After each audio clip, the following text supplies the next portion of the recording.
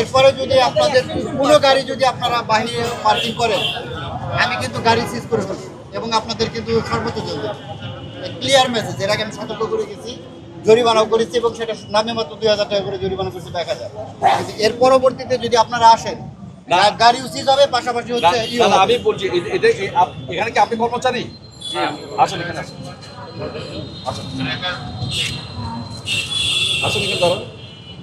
আজকে যে এই আমরা আসবো, এখানে আমাদের বিজ্ঞ জুডিশিয়াল ম্যাজিস্ট্রেট মহোদয় এসেছেন, উনি কিন্তু জুডিশিয়াল ম্যাজিস্ট্রেট। এটা কি আপনারা জানতেন? আপনারা না একটু বলে, আপনি গণবিজ্ঞপ্তি পান নাই? আমরা কি গণবিজ্ঞপ্তি পেয়েছি? আজকে পেয়েছেন? আজকে তো পার কথা না, আরো পত্রিকা দিয়েছি, আরো আগে একবার পেয়েছেন, তো সেটা বলেন যে আপনি পেয়েছেন এটা। তো আচ্ছা, পাওয়ার পরে আমরা কি বলেছি ওখানে? আমরা বলেছি যে যারা ধনী লোক, এই যে গাড়ি যে ব্যবসা করে, উনি তো গরিব না, গরিব? হ্যাঁ, উনি ধনী না? উনি ধনী লোক। তাহলে এই লোকটা যে আপনি যে নিয়েছেন জায়গাটা, তাহলে এটা একটা সীমানা আছে জায়গা, এর বাইরে কি আপনি জায়গাটা ব্যবহার করতে পারেন? পারেন? তাহলে আপনারা কেন করছেন?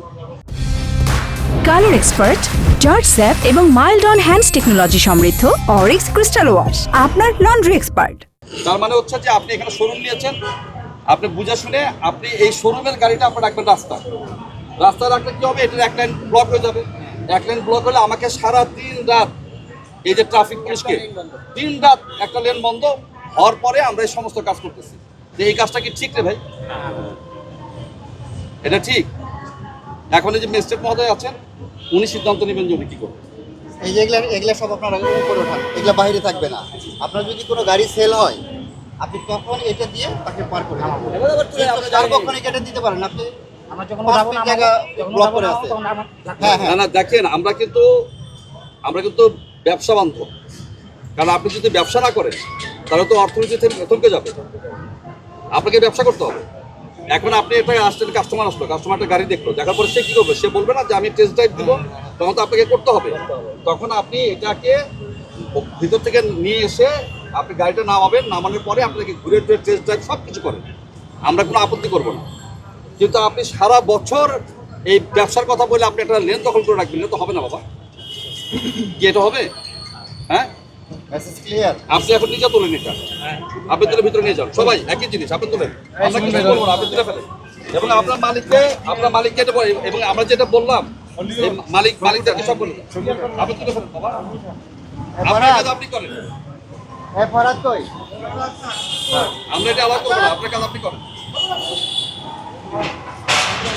এই সবই একই জিনিস, সব এটা কিন্তু আর কোনোদিন হবে না। হইলে কিন্তু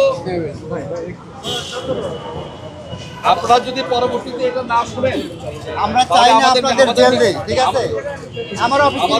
আমাদের ম্যাজিস্ট্রেট মহোদয় আইনের মধ্যে যা আছে তাই করবে, কিন্তু এটা করে সম্ভব